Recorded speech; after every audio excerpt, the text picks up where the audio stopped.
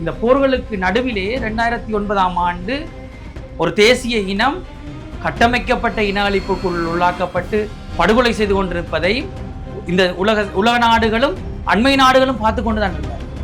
நித்தம் செத்து பிழைத்தேன் என்று சொல்வேன். ஒரு வகையான குற்றப்பழி உணர்வும் ஏற்பட்டுச்சு. உளவியல் சார்ந்து பார்த்தோம் என்றால் ஒரு வகையான குற்றம், ஏண்டா தப்பி வந்தோம், நாங்களும் சாவடைஞ்சிருக்கலாமே. கிட்டத்தட்ட நீங்கள் அந்த களத்தில் அந்த வழியோட வாழ்ந்து திரிஞ்சு அது உள்வாங்கி உள்ள பதிவு செய்கிறீங்க. இதனுடைய புத்தகம் வெளிவந்த பிறகு என்ன அதனுடைய ரிசல்ட்டுன்னு சொல்லுவாங்க. நோக்கம் சரியான அந்த நோக்கம் நிறைவேறி இருக்குதான் நீங்கள் நினைச்சீங்களா? ஆனால் உண்மையில் என்ன நடந்தது என்பதற்கான ஆதாரங்களை அவர்கள் பார்க்க தவறி இருக்கின்றார். பலர் அதை பார்க்க தவறி இருக்கின்றார். சிறுவர்கள் எவ்வாறு கட்டமைக்கப்பட்டு படுகொலை செய்யப்பட்டார்கள், வைத்தியசாலைகள் ஏன் தாக்குதல்களுக்கு உள்ளாக்கப்பட்டது, கற்பவதிகள் ஏன் படுகொலை செய்யப்பட்டார்கள், மேல் ஒரு குற்றச்சாட்டை கொண்டு வருவதற்காக இராணுவ சீருடைகளை எவ்வாறு இராணுவத்தினர் அணிந்து, என்னால் இப்ப உதாரணத்துக்கு நான் ஒரு விடயம் சொல்லுகின்றேன். புலிகள் மக்களை மனித விடயமாக பயன்படுத்தினார்கள் என்கின்ற குற்றச்சாட்டு சர்வதேச அளவில் பேசப்படுகின்ற ஒரு குற்றச்சாட்டு. அதற்கு என்ன ஆதாரம் இருக்கின்றது? அது தமிழர்கள் மத்தியில் அந்த விதையை விதைத்தது போல் விதைக்கப்பட்டிருக்கின்ற கலைகள். இராணுவத்தினுடைய அணி அமெரிக்கா இராணுவத்தினர்களால் பயிற்றுவிக்கப்பட்ட இலங்கை அரசினுடைய சிப்பாய்கள் புலிகள் போன்று தங்களை உருமாற்றி அதெல்லாம் முறைப்படுத்தி ஆவணப்படுத்திருக்கு. வருங்காலத்தில் சர்வதேச தீர்வுக்கு இந்த புத்தகம் வழிவகுக்கும் அப்படின்ற எண்ணம் இருக்குதா? சர்வதேச சட்டங்கள் என்ன சொல்லுகின்றன? ஒரு இன அழிப்பு என்றால் எவ்வாறு வரையறுக்கின்றார்கள்? அந்த வரையறைக்குள் எங்களிடம் பல்லாயிரம் சாட்சிகள் இருக்கின்றன. மக்கள் மனிதநேய கப்பலில் காயமடைந்தவர்களாக ஏற்றப்பட்டவர்கள் அவர்கள் காணாமல் ஆக்கப்பட்டிருக்கிறார்கள். அவர்களுக்கு என்ன, யாரும் பொறுப்பேற்கல. யார் அதுக்கான பொறுப்பை கூறப் போகிறார்கள்? 17 ஆண்டுகளும் மௌனம் காப்பதன் நோக்கம் என்ன? களஞ்சியங்கள் இலக்கு வைக்கப்பட்டு படுகொலை செய்ய அந்த தாக்குதலுக்கு உள்ளாக்கப்படுகின்றது. ஆளற்ற விமானங்கள் அந்த அடையாளங்களை அடையாளப்படுத்துகின்ற கஞ்சி கொட்டகைகள், சிறுவர்கள் பாத்திரங்களோடு நிற்பது வடிவாகவே தெரியும்.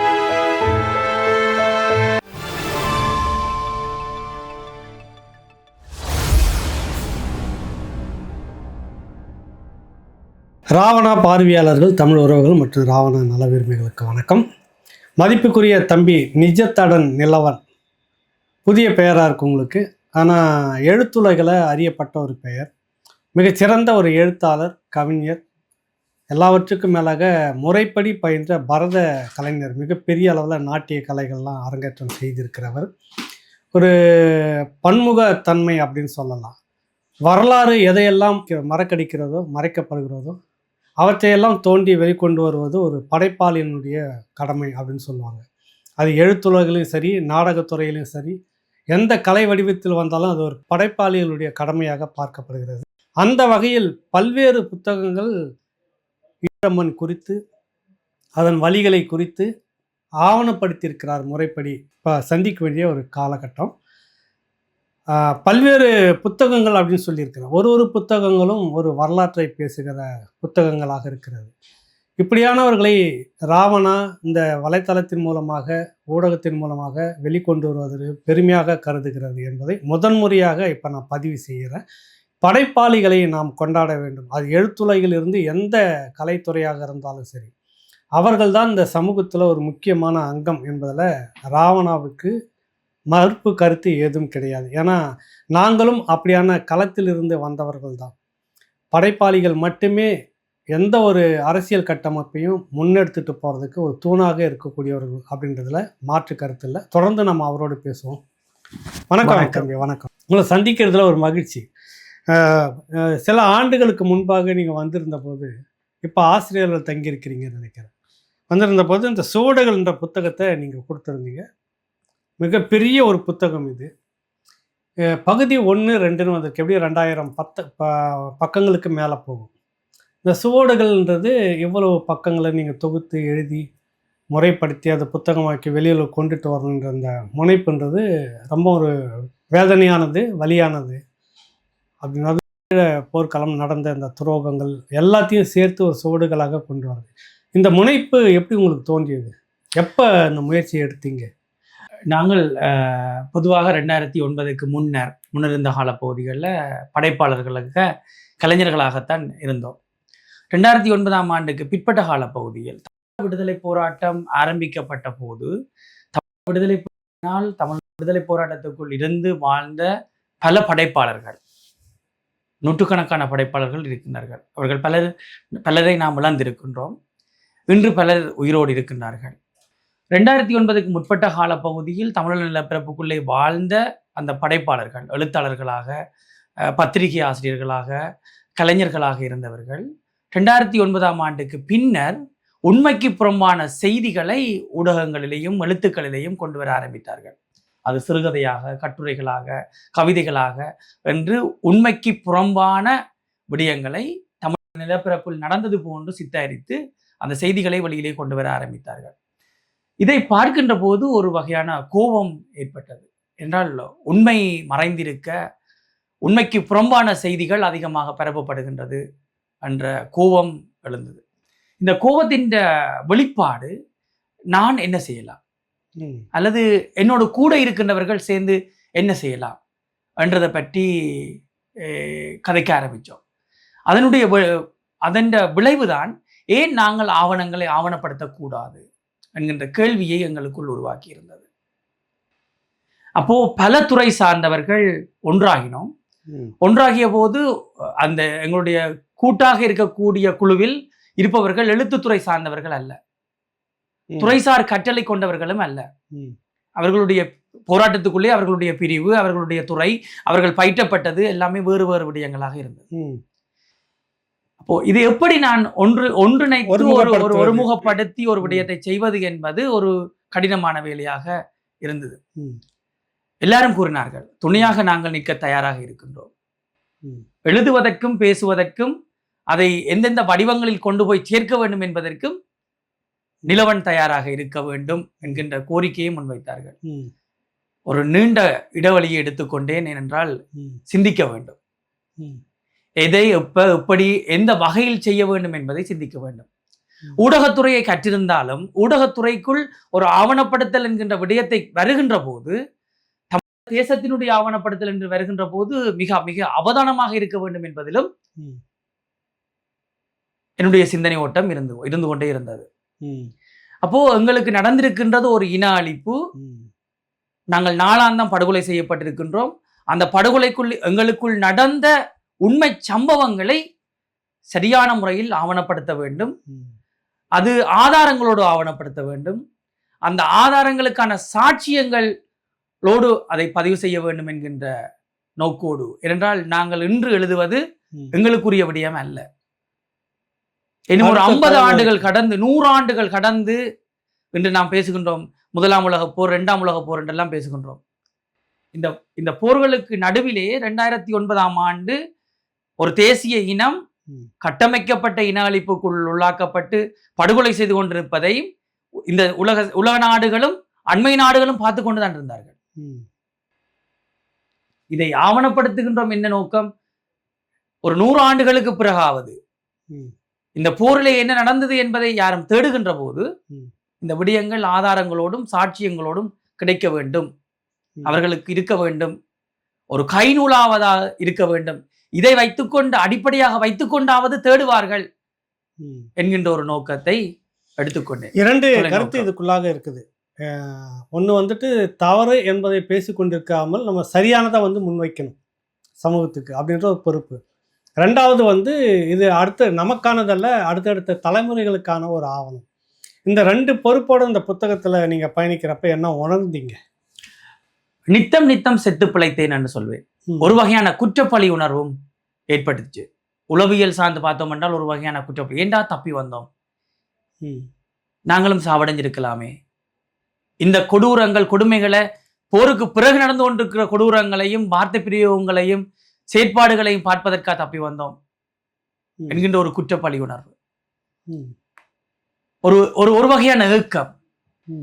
இந்த நூலை உருவாக்குகின்ற போது நாளாந்தம் செத்து பிழைக்கின்ற உணர்வு என்றால் அந்த வலிக்குள்ளேயே மீள மீள மீள மீள அந்த வலியையும் அந்த சம்பவங்களையும் கண்முன் கொண்டு வந்து உண்மை சம்பவங்களுடைய சாட்சிகளோடு உரையாடி அந்த சாட்சியங்களை பதிவு செய்து அதை எழுத்து வடிவத்துக்குள் கொண்டு வருகின்ற போது நீண்ட ஒரு உள வலியை ஏற்படுத்திச்சு. கிட்டத்தட்ட நீங்கள் அந்த களத்தில் அந்த வலியோட வாழ்ந்து திரிஞ்சு அது உள்வாங்கி உள்ள பதிவு செய்கிறீங்க திரட்டி, அது சம்மந்தப்பட்டவர்களோடு பேசி உரையாடி ஆவணங்களை எடுத்து ஒரு நீண்ட முயற்சி இந்த முயற்சின்றது. இதனுடைய புத்தகம் வெளிவந்த பிறகு என்ன அதனுடைய ரிசல்ட்டுன்னு சொல்லுவாங்கல்ல, நோக்கம் சரியான அந்த நோக்கம் நிறைவேறி இருக்குதா நீங்கள் நினைச்சிங்களா? நிச்சயமாக பல இடங்களிலே பல விடயங்கள் தெரியாமல் இருந்தவர்கள் இருக்கின்றார்கள். உண்மையாகவே மூத்த பத்திரிகையாளர்கள், மூத்த பேச்சாளர்கள், எழுத்தாளர்கள், கவிஞர்கள், சிறுகதை ஆசிரியர்கள் என்று பல நூற்றுக்கணக்கானவர்கள் ஈழ விடுதலை போராட்டத்தை பற்றி அவர்களுடைய செய்திகளை கேட்டு, மற்றவர்கள் சொல்லுகின்ற செய்திகளை கேட்டு விவாதித்திருக்கின்றார்கள், பேசியிருக்கின்றார்கள், எழுதியிருக்கின்றார்கள். ஆனால் உண்மையில் என்ன நடந்தது என்பதற்கான ஆதாரங்களை அவர்கள் பார்க்கவில்லை, பார்க்க தவறி இருக்கின்றார்கள். பலர் அதை பார்க்க தவறி இருக்கின்றார்கள். அந்த தவறியவர்களுடைய கருத்துக்களுக்கு பதில் சொல்லுகின்ற வகையில் இந்த புத்தகத்தினுடைய பதிவுகள் ஒவ்வொன்றும் இருந்திருக்கிறது.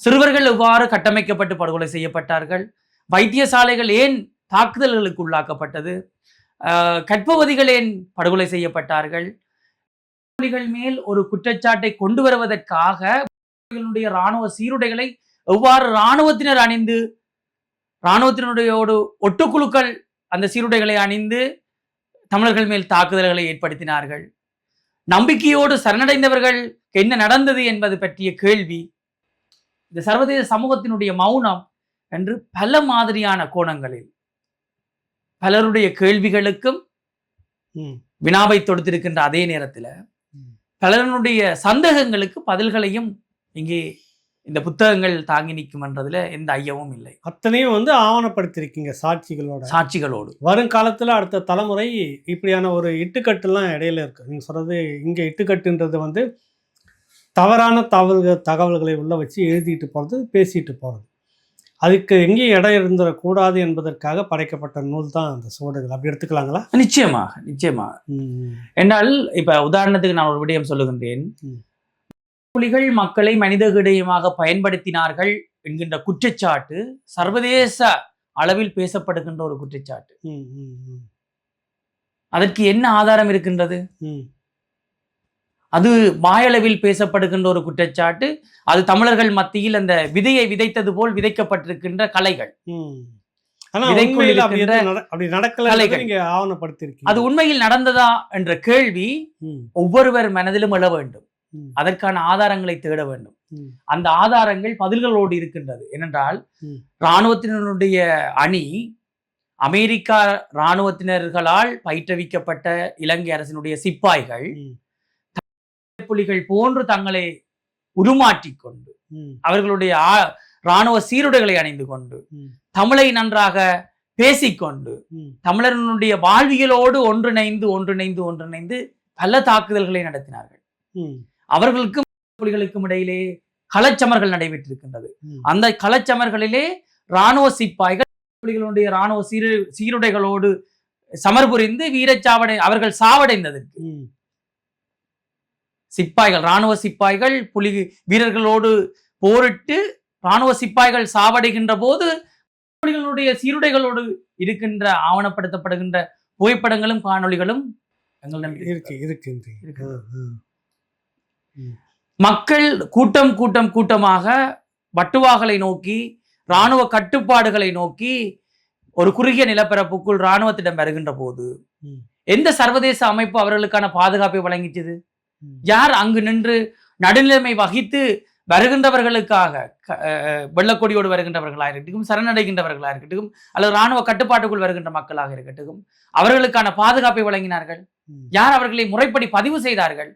எதுவுமே நடைபெறவில்லை. ஆனால் புலிகள் போன்று உடைகளை தரித்து நின்று மக்களை இராணுவ கட்டுப்பாட்டுக்குள் செல்வதற்கு முன்னரே சுட்டு படுகொலை செய்தவர்கள் இலங்கை இராணுவத்தினுடைய சிப்பாய்கள், இலங்கை இராணுவத்தோடு இருக்கக்கூடிய ஒட்டுக்குழுக்கள், தமிழ் பேசுகின்ற ஒட்டுக்குழுக்களாக இருக்கக்கூடியவர்கள். ஏனென்றால் இராணுவ கட்டுப்பாட்டுக்குள் பாதிக்கப்பட்ட தமிழர்கள், பாதிப்புக்கு உள்ளாகி கொண்டிருக்கிற தமிழர்கள் இராணுவ கட்டுப்பாட்டுக்குள் வருவதற்கு முன்னர் அவர்கள் படுகொலை செய்யப்பட்டார்கள். அப்போ பார்க்கின்ற போது, இராணுவ கட்டுப்பாட்டுக்கு வருகின்ற மக்கள் பார்க்கின்ற போது தான் சுடுகின்றார்கள் என்கின்ற சிந்தனையை மக்கள் மத்தியில் தோற்றுவிக்க வேண்டும்.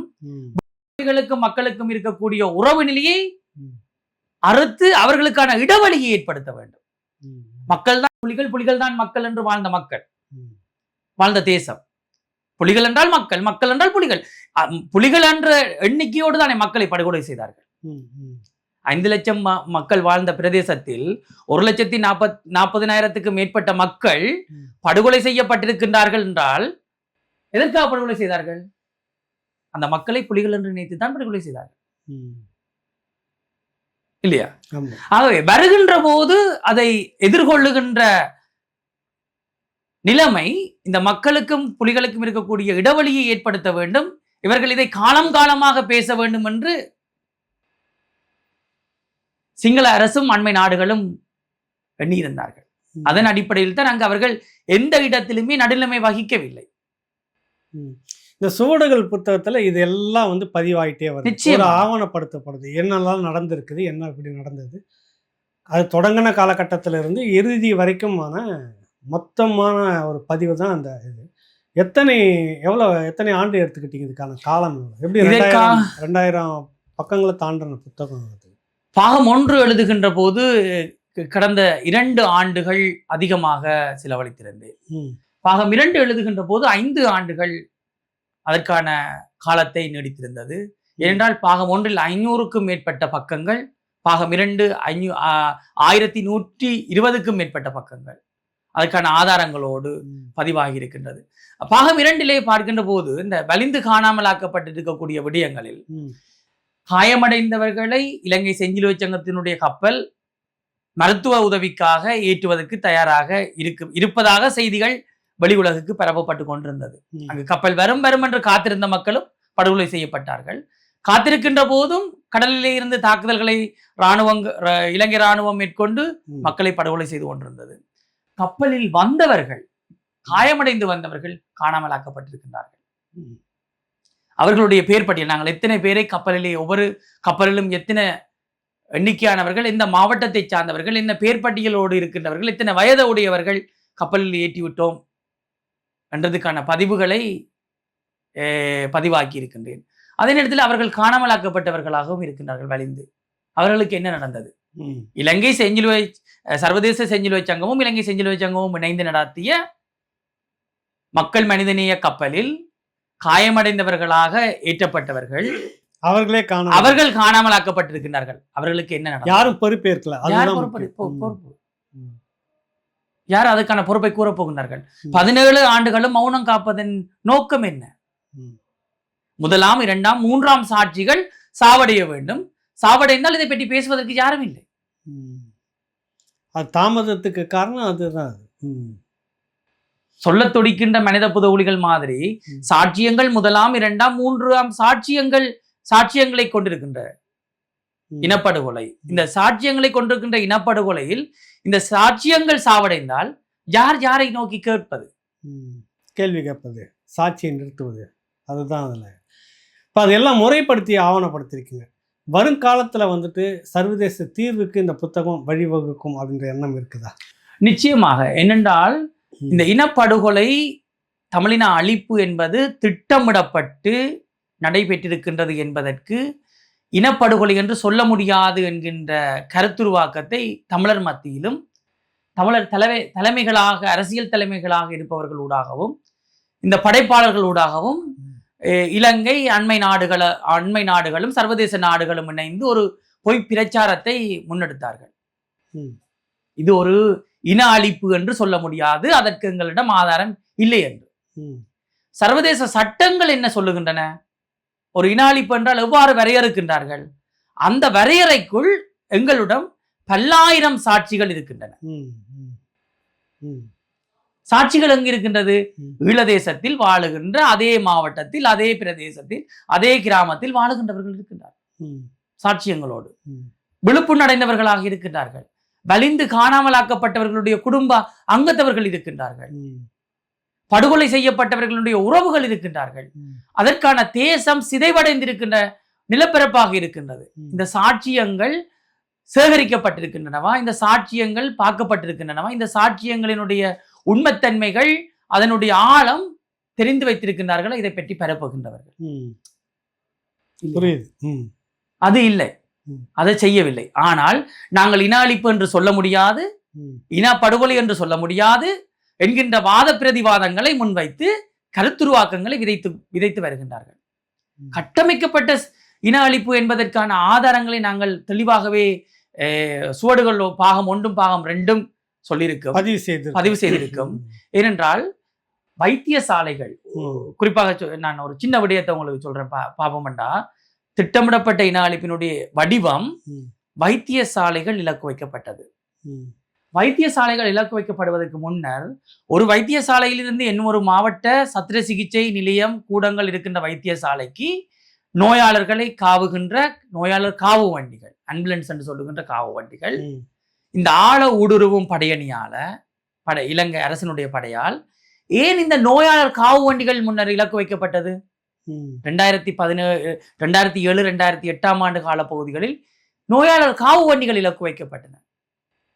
விரல் எண்ணிக்கையில் கொண்ட நோயாளர் காவு வண்டிகள் தான் வடகிழக்கு பிரதேசங்களிலே வடக்கு போர் சூழல் என்று பார்த்தோம் என்றால் கிழக்கிலும் போர் நடந்திருக்கின்றது. ஆனால் 2006, 2009 வரையில் வடக்கில் நடந்த போரை நாங்கள் எடுத்து நோக்குவோமாக இருந்தால் அந்த போர் சூழலுக்குள் எத்தனை அரச வைத்தியர்கள் இருந்தார்கள்?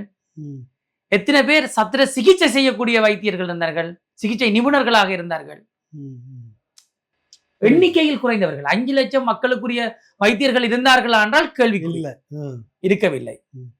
இருந்தவர்களையும் பாதுகாக்க முடியாது என்று சொல்லி இலங்கை அரசு அழைத்து விட்டது. அவர்கள் பிரதேச வைத்தியசாலையிலிருந்து மாவட்ட வைத்தியசாலைக்கு கொண்டு செல்வதாக இருந்தால் நோயாளர் காவு வண்டிகள் தேவை. இந்த நோயாளர் காவு வண்டிகள் இலக்கு வைக்கப்பட்டது. தற்காலிகமாக ஒரு வைத்தியசாலை இடம்பெயர்ந்து பாடசாலையினுடைய கட்டிடத்தில் இயங்குகின்ற நிலை இருக்கின்ற போது அந்த பாடசாலைகள் இலக்கு வைக்கப்பட்டது. அந்த பாடசாலைகளிலே வைத்தியசாலைக்குரிய அடையாளங்கள் போடப்பட்டது. அந்த அடையாளங்கள் இருந்தும் அந்த இடங்கள் தாக்குதல்களுக்கு உள்ளாக்கப்பட்டது. இது ஒரு வகை. 5 வருடங்கள் போர்ச்சூழல் இருந்தாலும் தமிழக நிலப்பரப்பிலே பட்டினியால் யாரும் சாக மாட்டார்கள் என்பதற்கான களஞ்சியப்படுத்தலை தமிழ் விடுதலை போராட்டத்தினுடைய விடுதலைகள் கொண்டிருந்தார்கள். அது பொறுமிய நிறுவனம், பொறுமிய மேம்பாட்டு அமைப்புகள், இந்த வளங்களை பாதுகாக்கின்ற அமைப்புகள், அந்த கட்டமைப்புகள் அதற்கான களஞ்சியப்படுத்தலை மேற்கொண்டிருந்தார்கள். இந்த களஞ்சியப்படுத்தப்பட்டிருக்கக்கூடிய களஞ்சியங்கள் ஏன் இலக்கு வைக்கப்பட்டது? இது ஒரு திட்டமிட்ட இன அழிப்பு. அந்த களஞ்சியங்கள் இருக்கின்ற இடங்கள் போர் நிறுத்த கண்காணிப்பு குழு, சர்வதேச செஞ்சிலுவை சங்கம், ஐக்கிய நாடுகள் சபையினுடைய உப அமைப்புகள், அது UN, உலருணவு சம்பந்தமான அமைப்புகள் அத்தனைக்கும் தெரியும் எங்கெங்கெல்லாம் மக்களுக்கான உணவுப் பொருட்கள் களஞ்சியப்படுத்தப்பட்டிருக்கின்றது என்று தெரியும்.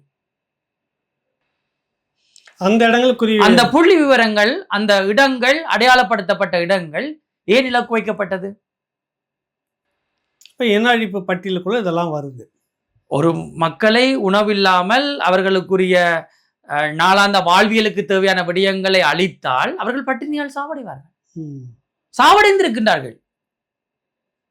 பட்டினியால் சாவடைந்தவர்கள் பட்டியலில் ஆதாரங்களோடு இருக்கக்கூடிய பட்டியலை பாகம் 1, 2 செய்திருக்கின்றேன். காட்டு இலை குலைகளை மக்கள் சாப்பிட்டிருக்கிறார்கள்.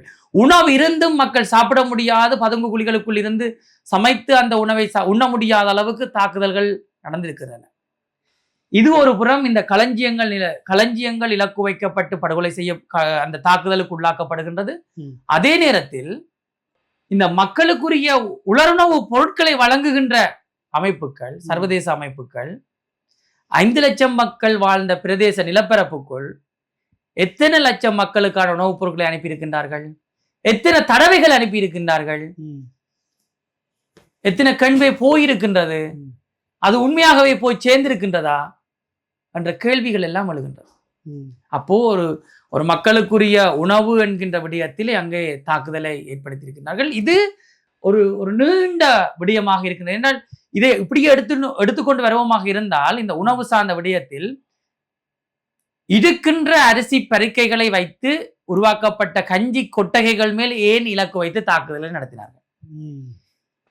ஆளற்ற விமானங்கள், அந்த அடையாளங்களை அடையாளப்படுத்துகின்ற கஞ்சி கொட்டகைகள், சிறுவர்கள் பாத்திரங்களோடு நிற்பது வடிவாகவே தெரியும். ஏனென்றால் இன்று நாங்கள் சேட்டலைட் படங்களை வாங்கி பார்க்கின்ற போது, இமேஜை வாங்கி பார்க்கின்ற போது வடிவாகவே தெரிகின்றது. அப்போ விமானத்தில் இருந்து அந்த குண்டுகளை வீசுகின்ற போது அந்த விமான ஓட்டிகளுக்கோ அல்லது விமானத்துக்கோ தெரியாதா இவர்கள் உணவுக்காக காத்து நிற்கின்றவர்கள் என்று? திட்டமிடப்பட்ட ஒரு இன அழிப்புன்ற பட்டியல் இதெல்லாம் நீங்கள் ஆவணப்படுத்துறீங்க. இது மிகப்பெரிய ஒரு முயற்சி. இது உண்மையிலேயே வரலாற்று ஆவணம் அப்படின்னு தான் சொல்லணும். இந்த இனத்துக்கு ஒரு முக்கியமான எதிர்கால சந்ததியினருக்கு இந்த புத்தகம் ஒரு பெரிய ஆவணம். திரும்பி பார்க்கின்ற போது இப்படியான சூழல்கள் மீது தான் நாம் பயணித்து வந்திருக்கு நம்ம தலைமுறை அப்படின்னு எதிர்காலத்தில் இருக்கக்கூடிய தலைமுறை நினைக்கிற மாதிரி ஒன்று. இடப்பெயர்வும் ஆரம்பிக்கின்றது. இந்த இடப்பெயர்வுக்குள் வந்து ஒரு ஒரு பாதுகாப்பான இடத்தில் இருக்கின்ற போது இருவரும் முடிவெடுக்கின்றார்கள், எங்களுடைய காதலை விட இந்த தேசத்தின் மீது நாங்கள் வைத்திருக்கின்ற காதல் பெரியது, நாங்கள் இருவரும் போராளிகளாக செல்ல வேண்டும் என்று செல்கின்ற அந்த காதல் என்ற தேசத்துக்குள் ஒரு போராட்டத்துக்குள் எப்படி ஒரு காதல் இருந்திருக்கின்றது என்பதை என்ன போராளிகளாக வந்தவுடன் அவர்களுடைய ஒவ்வொரு வடிவங்களிலே இடம் வருகின்றது. அந்த வடிவங்களின் அடிப்படையில் அவர்களை பற்றி நாங்கள் பேசிக்கொள்வோம். ஆனால் இன்றைய சூழலில் அந்த அந்த நாயகர்கள் பற்றி தெரிந்திருக்க வேண்டும், அடுத்த தலைமுறையினர் தெரிந்திருக்க வேண்டும். அவர்கள் எங்களை போன்று இளைஞர்களாக வாழ வேண்டிய வயதில் இந்த மக்களுக்காக எப்படி வாழ்ந்தார்கள், தேசத்துக்காக எப்படி வாழ்ந்தார்கள், அவர்களுடைய அர்ப்பணிப்பு என்ன என்பதை தெரிந்திருக்க வேண்டும் என்ற அடிப்படையில் சிதறி கிடந்த அவர்களுடைய சுவடுகள், அவர்கள் விட்டு சென்றிருக்கக்கூடிய அவர்களுடைய சிறு வாழ்க்கை குறிப்புகளை எடுத்து ஒரு ஆவணமாக தொகுத்திருப்பது தான் அடிக்கற்கள் நாயகர்கள். அந்த நாயகர்களுடைய சுவடுகள் எழுதோணும் என்ற எண்ணத்தையோ எழுதோணும் என்ற ஆர்வத்தை கொண்டு வரவில்லை. படைப்பாளிகள் இன்னொரு படைப்பாளியை உருவாக்க வேண்டும். அதைத்தான் தேசிய தலைவர் எப்போதும் சொல்வார், புதியவர்கள் உருவாக வேண்டும், உருவாக்கப்பட வேண்டும். அவர்களுடைய அறிவுசார் திறனோடு அவர்கள் வளர்ந்து அவர்களுக்கு சரியென்கின்ற விடயங்களை தேசத்துக்கு எந்த குந்தகமும் இல்லாது படைக்க வேண்டும். அது எந்த வகையான படைப்பாக இருக்கட்டும்.